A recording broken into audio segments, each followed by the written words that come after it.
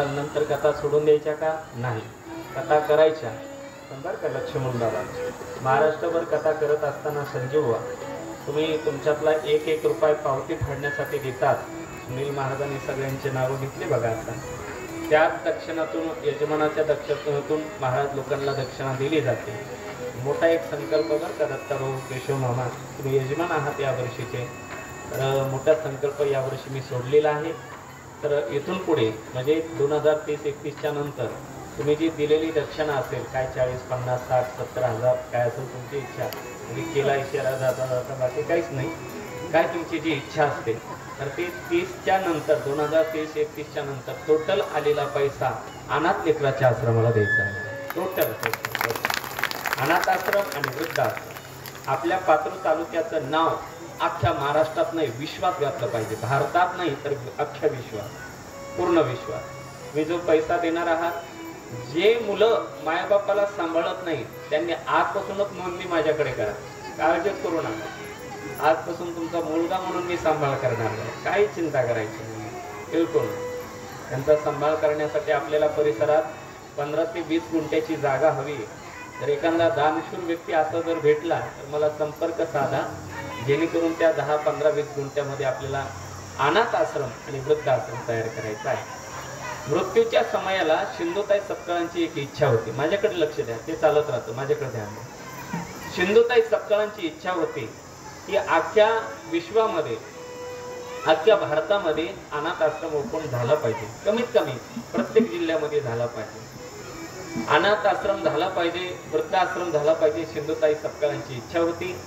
पण अधुरी राहिलेली इच्छा, मला असं वाटतं आपल्याला फुल तर होता येत नाही, पण फुलाची पाकळी म्हणून जगता तर येईल ना. माझी अशी इच्छा आहे की परभणी जिल्ह्यामध्ये नाव उल्लेख असा असणारा फार मोठा आश्रम, अनाथ आश्रम ओपन करायचा आहे. नक्कीच एखादा दानशूर व्यक्ती जर भेटला त्यांना माझ्याशी संपर्क करायला सांगा. दानशूर म्हणजे कोण? एखादा व्यक्ती जर 15 गुंठे जागा देत असेल तर त्या व्यक्तींचा असणारा नाव उल्लेख त्या आश्रमाला दिला जाणार आहे. असं मोठे एक कार्य संकल्प सोडला आहे. असो सिद्धांत, माझ्याकडे लक्ष द्या, कथेकडे लक्ष द्या. सांगण्याचं तात्पर्य एक आहे, या जगामध्ये, विश्वामध्ये त्याग असणं अत्यंत महत्वाचं आहे. विषय माझा भरकडत गेला, पण सिद्धांत माझा एक आहे, त्यागाशिवाय काही गोष्टी भेटू शकत नाही. ध्यान द्या. हरी गोपाल कृष्ण भगवान. त्यागाशिवाय काही गोष्टी घडू शकत नाही. त्याग असणं अत्यंत महत्वाचं आहे. सज्जनांनो ऐका, त्यागाची गोष्ट अत्यंत महत्वाची असते. त्याग अत्यंत महत्वाचा असतो. तेच संदर्भ सांगत असताना आजमिळ नावाचा ब्राह्मण मृत्यूच्या समयाला मोक्ष त्याला प्राप्त झाला केवळ नामाच्या बलावरती. आजपासून संकल्प सोडायचा की देवाचं नाव घेतल्याशिवाय आम्ही झोपणार नाहीये, देवाचं नाव घेतल्याशिवाय जेवण करणार नाहीये. बघा, त्याच्या जीवनामध्ये कोणत्याही प्रकारचे विघ्न येत नाही. आले तर ते 12 वाटानं पळून जातात. 12 वाटा पळते विघ्ने 12 वाटानं पळून जात असतात. देवाचं नाव अत्यंत उल्लेख आहे. कितीही सांगावं देवाचं नाव घ्या, माणसं घेत नाही. तो एक दिवस श्री संत कबीरदासजी महाराज असं रस्त्यानं चालत निघाले. म्हणत होते ते, जो देखे सो दुखिया बाबा सुखिया होई नाही रे. चालत चालत निघाले. चालत जात असताना कडक ऊन पडलेलं होतं. कडक उन्हामध्ये चालत निघाले. तहान लागली म्हणून एका सरोवरापाशी आले. गोंधळीनं स्वच्छ असे हात धुतले, पाणी पित होते. ऐकतायत ना तुम्ही रामपुरीकर? ऐका बरं गोड कथा आहे.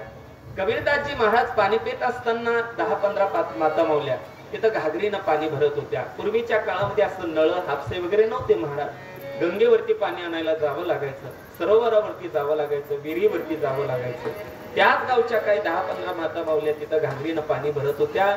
10 जणीपैकी एका माझ्या ताईला तिच्या पतीनं नथनी आणली होती. नथनी माहिती का? नाही, इकडं माहिती आहे. नथनी माहिती ना, गाडीच्या चाकामध्ये असते, असे भरी होती. बरोबर आहे? हो हो म्हणायला लागली राव असं म्हणून. नथनी अगदी छोटी असते महाराज. नथनी आणली. आणि नथनी आणल्यामुळे ती असणारी ताई बाकी 9 जणीला सांगू लागली, अगं माझ्याकडे बघा, माझ्याकडे बघा, किती छान माझी नथनी, किती माझी सुंदर नथनी. त्या सगळ्या माता मावल्या पाहत होत्या. ती कौतुकानं सांगते, वा काय माझा सुंदर पती आहे, काय माझा सुंदर मालक आहे. अख्ख्या गावात माझ्या मालकासारखा मालक नाही. उगाच नाव घेत नाहीत बरं का ते. संक्रांतीच्या दिवशी फक्त साडी आणू नका दत्ता भाऊ, नाव घेत नाहीत आपलं ते. बिलकुल नाव घेत नाही. पात्रीमध्ये संक्रांतीच्या दिवशी मी सकाळी बसतो होतो. एक 80 वर्षाचे बाबा आपल्या सौभाग्यवतीच्या हाताला धरून असं दोघेही पती पत्नी जाऊ लागले. दुकानदाराला म्हणलं, दुकानदार बघा काय जोडी, जाण दर्शन घ्या. आम्ही दोघंही गेलो, त्यांनी त्या बाबाचं दर्शन घेतलं. बाबा दर्शन घेऊ द्या, बाबा दर्शन घेऊ द्या. महाराज काऊन दर्शन घ्यायले? बाबा तरुणपणी प्रेम, म्हातारपणी प्रेम, काय आदर्श. आजच्या तरुणानं तुमच्याकडे बघून आदर्श घ्यावा. काय सुंदर आदर्श आहे बाबा, दर्शन घेऊ द्या. ते बाबा म्हणले, महाराज प्रेम प्रेम काहीच नाही. हात सोडला की साड्या घ्यायला चलायला लागली म्हणून हाताला हात धरून चालू.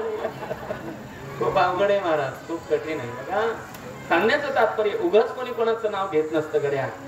बघा या जगामध्ये विश्वामध्ये काहीतरी द्यावं लागतं, मग नाव घेतलं जातं. ती ताई कौतुकानं मात्र आपल्या पतीची स्तुती करू लागली. अगं पहा ना माझ्याकडे, काय माझा सुंदर मालक आहे, अख्ख्या गावात माझ्या मालकासारखा मालक नाही. सगळी स्तुती मात्र कबीरदासजी महाराजांना ऐकली आणि कबीरदासजी महाराज चालत चालत त्या ताईकडे गेले. सांगितलं, ताई बोला ना बाबा. ताई एक बोलू का तुम्हाशी? बोला बाबा. ताई तुम्हाला राग तर येणार नाही? नाही बाबा. संतांचा कुठं राग असतो का? नाही ना, राग येणार बाबा, बोला ना.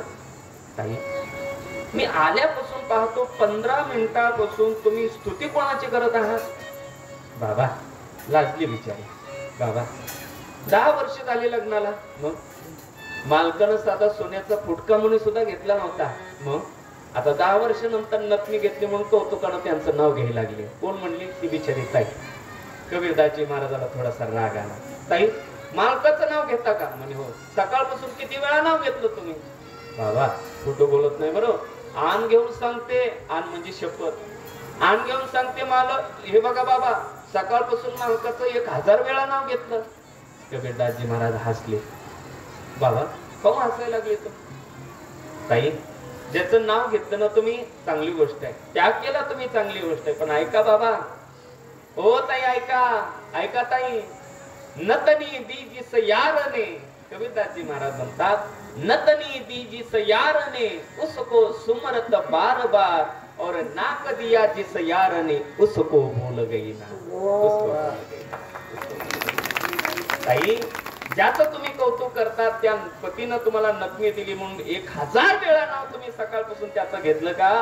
पण ज्या भगवंताने तुम्हाला जे नाक दिलं त्या देवाचं एकदा तरी नाव घेतलं का? नरदेह दुर्लभ जाणारे तुम्ही वासुदेव वासुदेव म्हणा.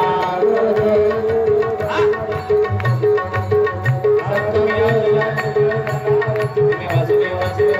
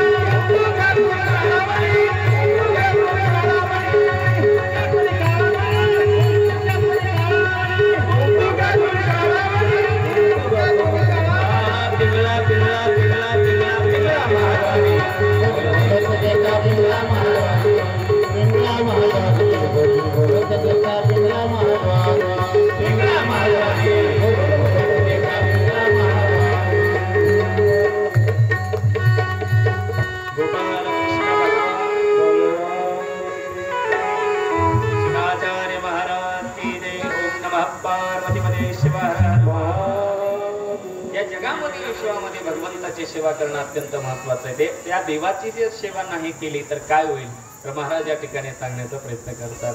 भागवतातला पहिला इंगळा आम्ही म्हटलं बरं का, सांगण्याचं तात्पर्य एकही बरं का, इंगळा हा कीर्तनातच गावा, पण भागवतात आम्ही म्हणून पाहिला. आता सांगण्याचं तात्पर्य काय, या जगामध्ये विश्वामध्ये बघा भगवंताची सेवा अत्यंत महत्वाची आहे, देवाची सेवा अत्यंत महत्वाची, आणि ती देवाची सेवा केली पाहिजे, देवाचं नाम जप केला पाहिजे. जो व्यक्ती देवाचं नाम जप करतो त्याला या जगामध्ये कोणतीच कमतरता लाभत नाही.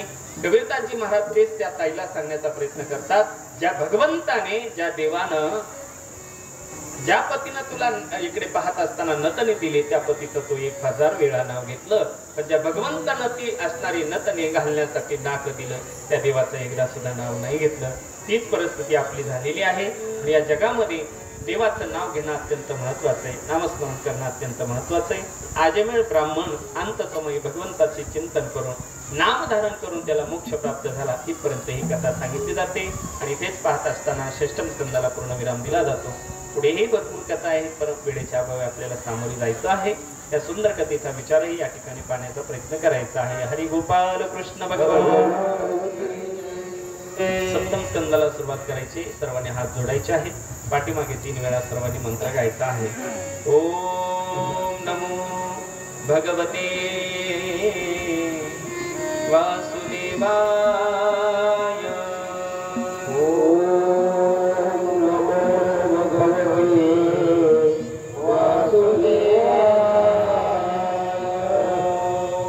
नमो भगवते वासुदेवाय.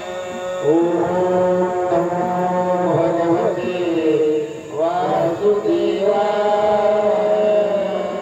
ओम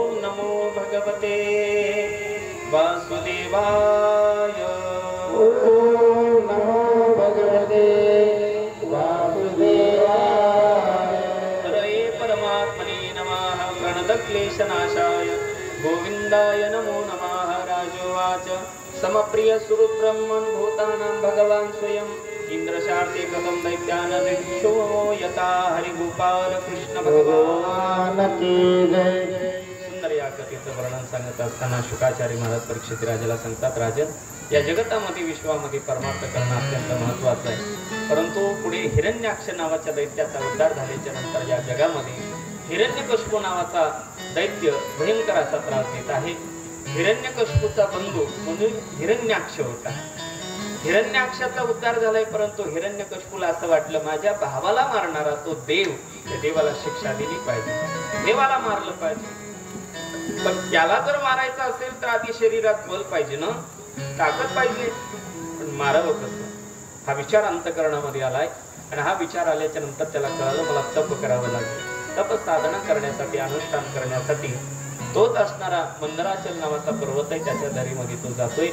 हिरण्यकशिपूने दोन्ही हात उंच केले, ब्रह्मदेवाची साधना करतोय. ओम श्री ब्रह्मदेवाय नमः. ओम श्री ब्रह्मदेवाय नमः. ओम श्री ब्रह्मदेवाय नमः. ब्रह्मदेव त्याच्या पुढे प्रगट होत आहे. ब्रह्मदेव प्रसन्न झाल्याच्या नंतर त्यांना हात जोडले, ब्रह्मदेवाला नमस्कार केला. ब्रह्मदेव म्हणतात, हिरण्यकशिपू, मी तुझ्यावरती प्रसन्न आहे. काय हवंय असेल तर वरदान मागून घे. बाबा, मला असं वरदान द्या की माझा मृत्यू झाला नाही पाहिजे. हे राजा, जो जन्माला आलाय त्याला मरावं लागतं. जातस्येहि ध्रुव मृत्यू ध्रुवम जन्म मृतस्य च. ज्ञानोबराय ओवी अत्यंत गोड सांगतायत. काय म्हणतायत ज्ञानोबराय? उपजेते नासे नासिले ते पुनरपिनीसे एक परिभ्रमे. त्याचा जन्म झाला, त्याचा पिंड मरण सांगा.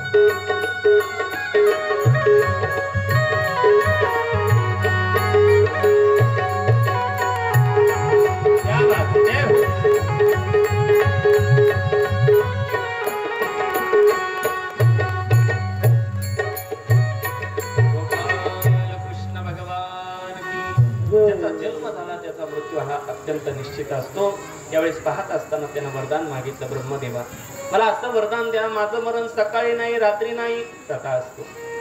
इकडे पाहत असताना माझा मृत्यू, पाहत असताना आकाशात नाही पाताळात नाही तथा असतो, घरात नाही बाहेर नाही तथा असतो, मानवाकडून नाही दैत्याकडून नाही तथा असतो. सगळ्या गोष्टीला तथा असतो म्हणून जात आहे.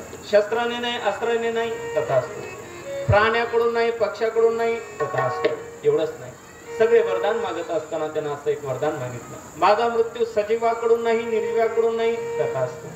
आणि माझं मरण 12 महिन्यात कोणत्याच महिन्यात 12 महिन्यापैकी कोणत्याच महिन्यात माझं मरण येऊ नये. इकडे पाहत असताना वरदान ब्रह्मदेवाकडे मागत असताना, वरदान मागत असताना ब्रह्मदेव तथास्तु म्हणताय. त्याला अत्यंत आनंद झाला. हिरण्यकशिपूने पुढे काय केलं बघा, हातामध्ये गदा घेतलेली आहे, ब्रह्मदेवाला त्यानं नमस्कार केलेला आहे, पळत जातोय.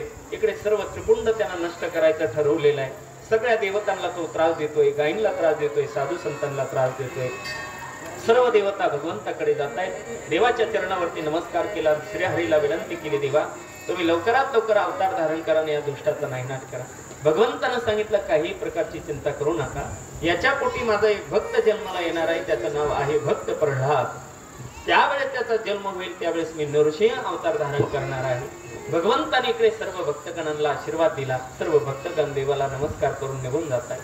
भक्त प्रल्हादाचा जन्म कधी होतो याची वाट सर्वजण पाहू लागली, कारण की या पृथ्वी तलावरती या असणाऱ्या दैत्यांचा उद्धार करण्यासाठी देव कधी अवतार धारण करतात याची वाट सर्व साधू संत पाहत होते. काही दिवस निघून गेले. यात असणाऱ्या हिरण्यकशिपूला कयादू नावाच्या पत्नीपासून 4 मुलं प्राप्त झाली.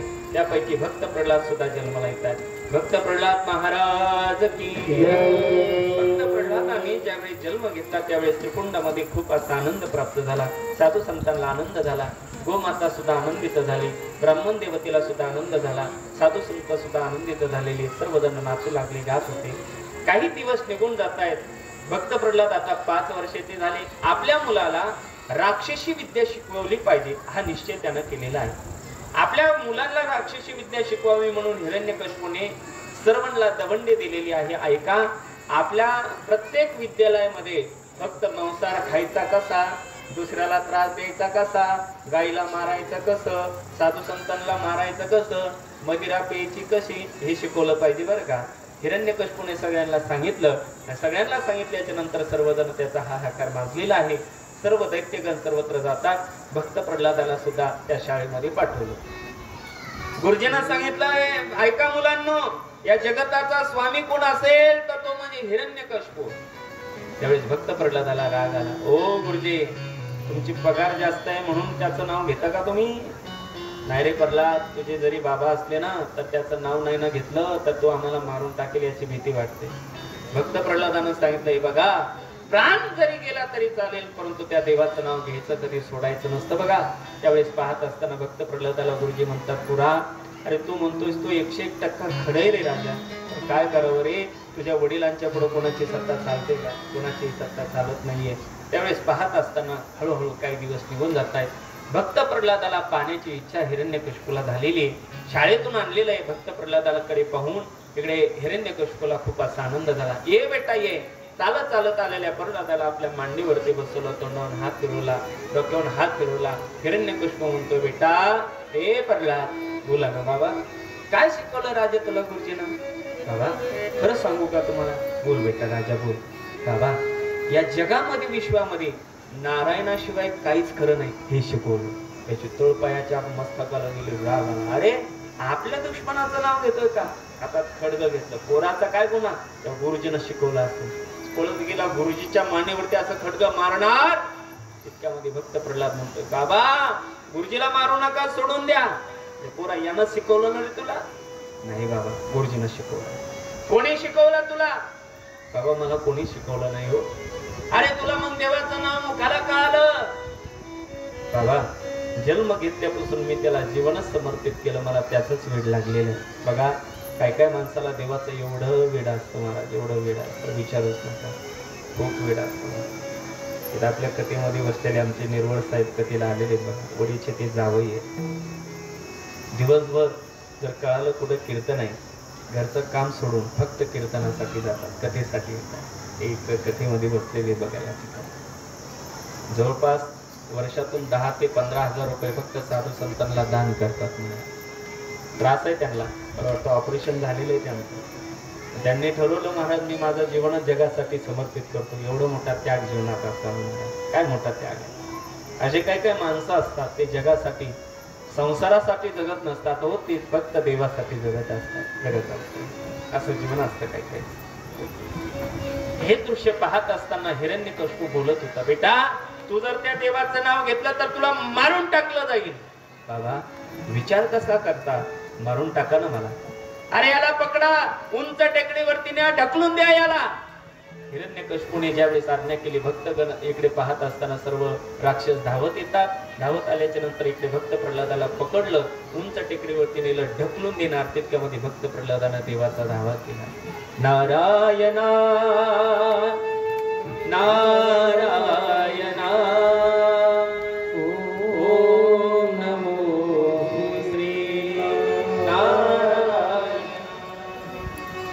नारायण नारायण ओम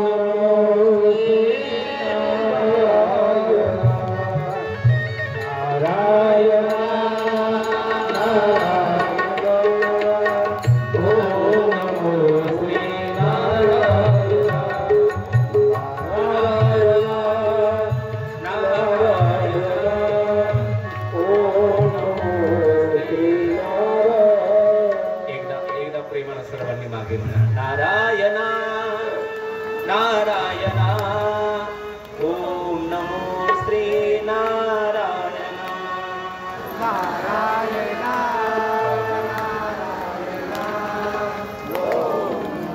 विटेवरच्या पांडुरंगाला सुद्धा आज आनंद वाटत असतो.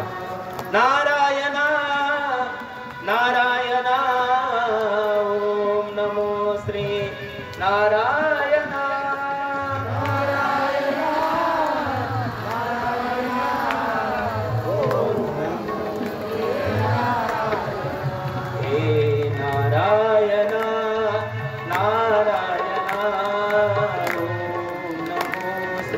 नारायण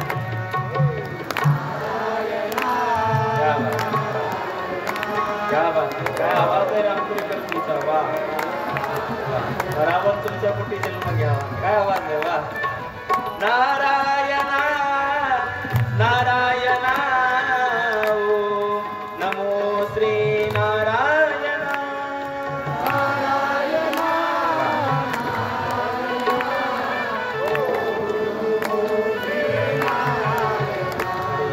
नारायण नारायण ओम नमो श्री नारायण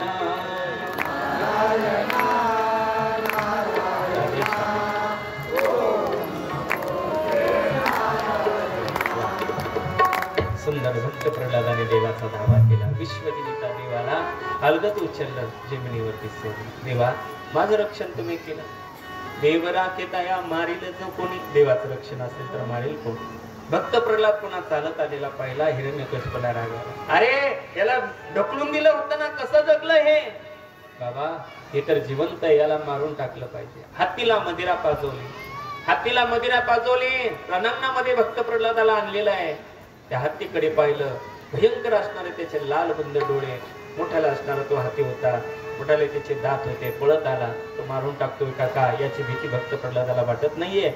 तो जसा धावत आला, भक्त प्रल्हादाने पुन्हा धावा केला. नारायणा नारायणा ओम नमो श्री नारायण. देवाचा धावा केला. विश्वजनिता भगवान परमात्मा तिथं धावत येतो. जसा हत्तीचा स्पर्श भक्त प्रल्हादाला झाला, तसा हत्ती सुद्धा भजनामध्ये डोलू लागला. नारायण काय मोठी ताकद असेल नामाची महाराज, काय मोठी ताकद असेल बघा. हे बघा खरी नामाची ताकद कोरोनाच्या काळात आपल्याला कळाली बघा. कोरोनाच्या काळात खरं कळालं. कोरोनाच्या काळामध्ये एखाद्याला जर कोरोना झाला, इकडं आलता का, सोडून गेल तर आमचं आलता सगळे, कोणाला सोडलं नाही महाराज. कोरोनाच्या काळात एखाद्याला जर कोरोना झाला, डॉक्टर साहेब म्हणायचे बघा तुम्हाला कोरोना झालाय, आता एक काम करा लक्षण बघा, काय करा, संडे हो या मंडे रोज खाओ. येतं नका म्हणू, सांगायला लागलो, लगेच म्हणायला लागले. हे बघा असं सांगण्याचं तात्पर्य, तुम्हाला जर जगायचं असेल तर हे खावं लागल. सुनील बाबा कोरोनाच्या काळात माणसानं माळी काढली, हो माळी काढल्या, मला दुःख वाटलं. कोरोनाच्या काळात काही काही असे वारकरी होते, ते म्हणले ओ डॉक्टर साहेब, ओ डॉक्टर साहेब, तुम्ही जर म्हणत असाल जगायचं असेल तर माळी काढा.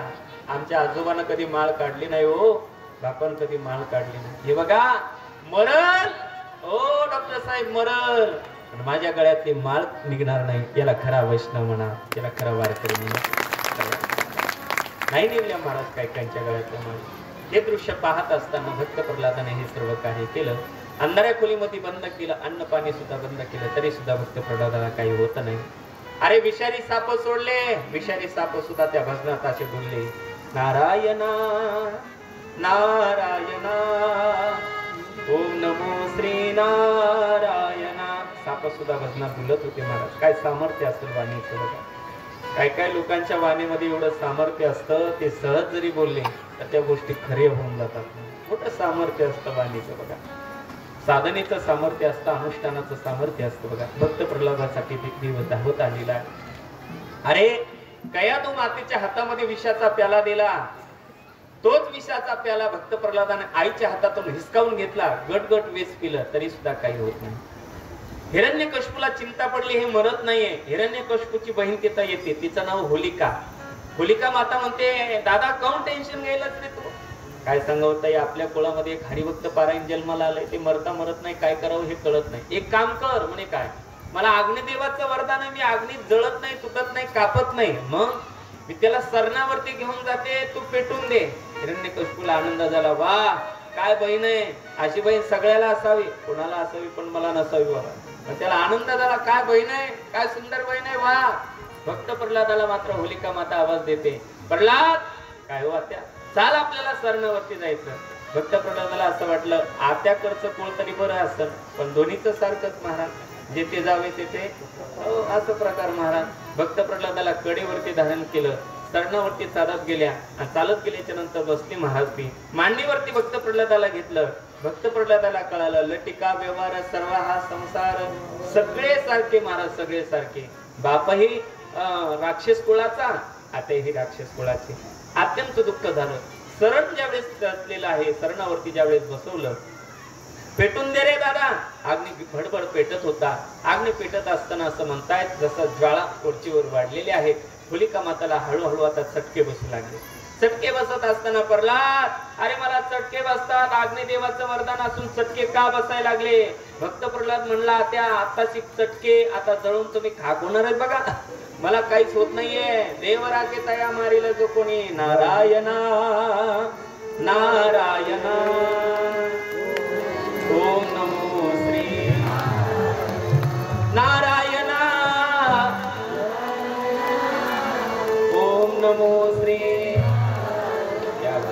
नारायणा ओम नमो श्री. भक्त प्रल्हाद मात्र तिथं पाहत होता. होलिका माता किंचाळ्या मारते, भक्त प्रल्हादाला काहीच होत नाही. अग्नी जळून इकडे पाहत असताना सरांजवळ खाक झालेलं आहे. होलिका माता सुद्धा जळून खाक होते. अग्निदेवाचं वरदान असून देखील त्याचा मृत्यू झाला. का? भक्ताला मारायला आली ना, त्याच्यामुळे तिचा मृत्यू झाला. होलिका माता जळून ज्यावेळेस खाक होते, अग्नीतून ज्यावेळेस पाहत असताना अग्नी शांत झाला. धूर येत होता. त्या धुरातून जसे भक्त प्रल्हाद बाहेर येतात, होलिका माता तर जळून खाक झालेली आहे. हिरण्यकशिपू म्हणतोय, हे प्रल्हाद आत्या कुठे आहे? भक्त प्रल्हादाने सांगितलं, बाबा आणि काय हे धुपण दिसतं का तुम्हाला? म्हणे हो. कुठं गेलं? म्हणे आकाशात. ते आकाशात जसं धुपण गेलं ना, तसे धुपणा सकट ती वैकुंठवासी झाली. म्हणे वैकुंठवासी कोण? होलिका वैकुंठवासी झाली महाराज. अशी सुंदर कथा सांगितली जाते. प्रल्हादाला असं पकडलं, सांगितलं, हे प्रल्हाद इतका विश्वास तुझा देवावरती आहे का? हो बाबा, माझा देवावरती विश्वास आहे. सांग तुझा देव कुठे?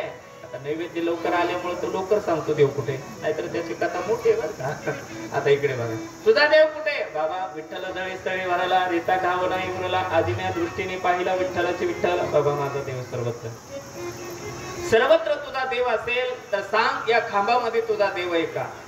तर का त्यावेळेस पाहत असताना, हो बाबा या खांबात सुद्धा माझा देव आहे. त्यावेळेस पाहत असताना हिरण्यकशिपू पळत आला, आणि पळत आल्यानंतर त्यानं खांबावरती काय केलं? खांबावरी लात मारिली दुर्गा, खांबावरी लात मारिली दुर्गा,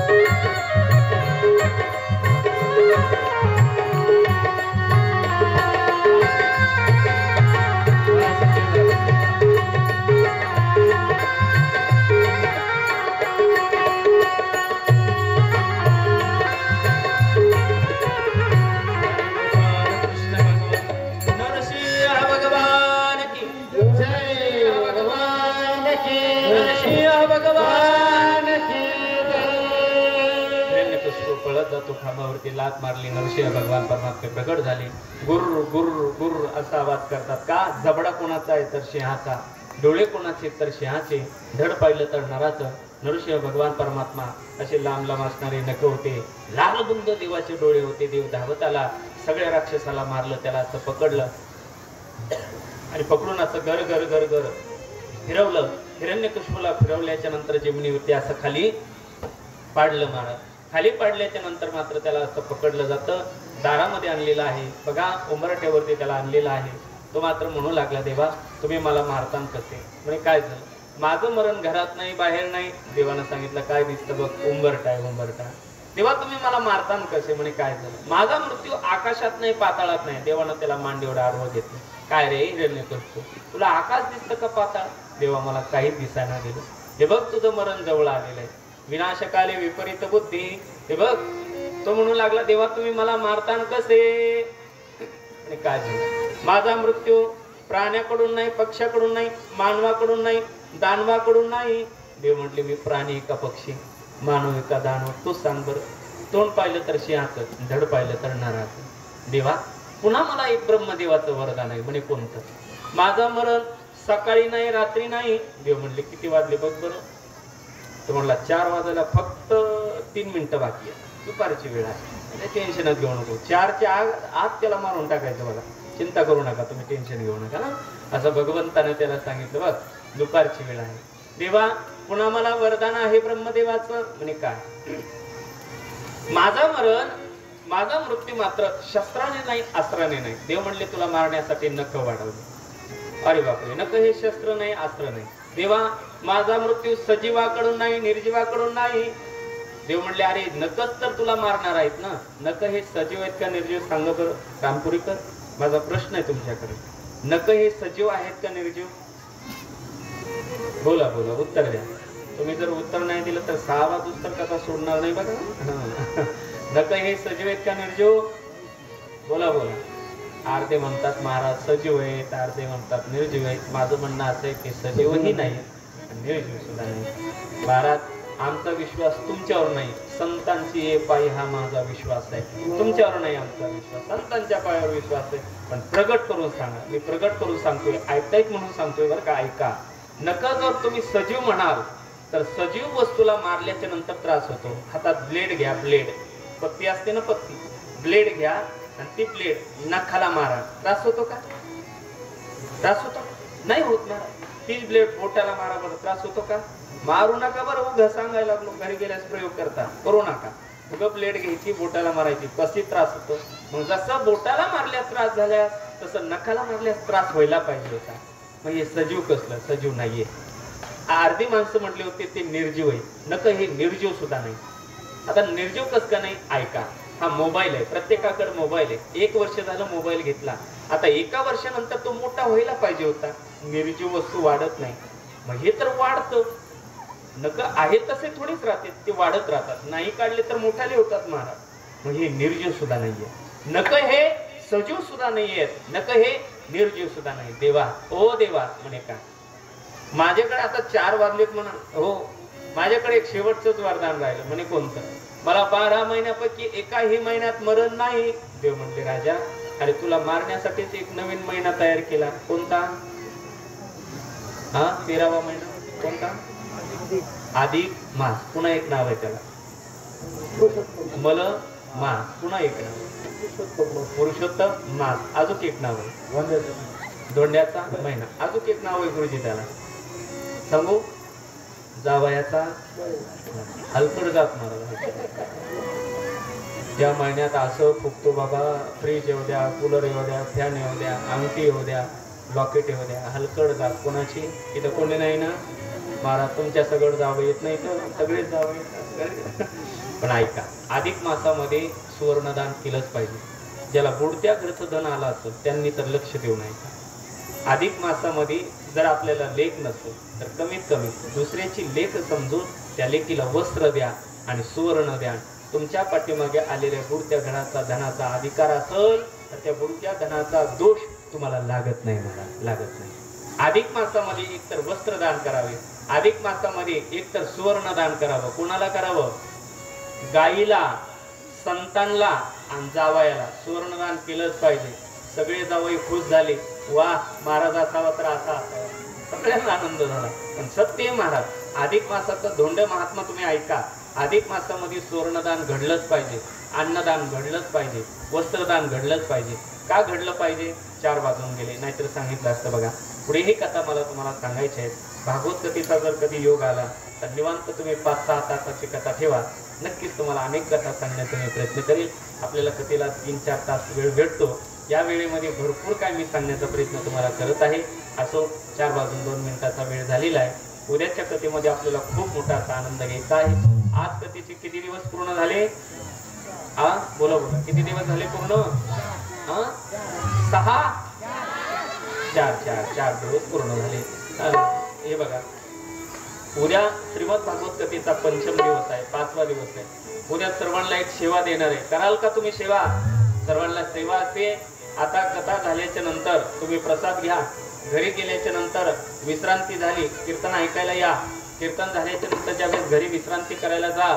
रात्र संपल्याच्या नंतर पहाटे लवकर उठा आणि उठल्याच्या नंतर स्नान करण्याच्या अगोदर घराच्या पुढचं असं झाडून काढायचं, दुसऱ्याच्या घराच्या पुढे उद्या लावायचं. ते आनंद झाला बघा. असं करू नका, भांडणं लागते.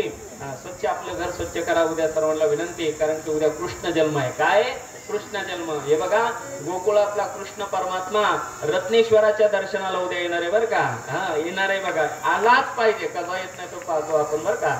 हे बघा, भक्तांना भांडण्याची सवय असते देवाला, खरे का नाही? करिता स्वामी सवय वाद अधिक आनंद, म्हणून आनंद असतो महाराज. उद्या तो गोकुळातला देव आपल्याला रत्नेश्वर रामपुरीमध्ये आणायचा आहे. सर्वांना विनंती, उद्या घर सर्वांनी स्वच्छ करा. उद्या सर्वांना विनंती, आपल्या कथेचा वेळ जरी 1चा असेल तर उद्या सर्वांना विनंती 12:30 वाजता मंडपात सर्वांनी हजर राहा. 12:30 म्हणजे 12:30 वाजता सर्वांनी मंडपात हजर राहायचं. हा सर्व जो मंडप आहे, सर्व माता माऊल्यांना विनंती, ही यजमानाच्या मागं नाही, सर्वांच्या पाठीमागे बरं का. माता माऊल्यांनी लवकर यायचं आहे. स्वच्छ सर्व मंडप, ते बघा, त्या द्वारापासून त्या रस्त्यापासून इथपर्यंत सर्व मंडप झाडून काढायचा आहे. काढाल का? काढाल ना? नाही काढलं तर मी उद्या येऊन झाडून काढेल बघा. विनंती आहे, सर्व मंडप स्वच्छ करायचा, झाडून काढायचा आहे. सर्वांनी उद्या पिवळे वस्त्र परिधान करून यायचे, कारण की देवाला पिवळं वस्त्र अत्यंत प्रिय.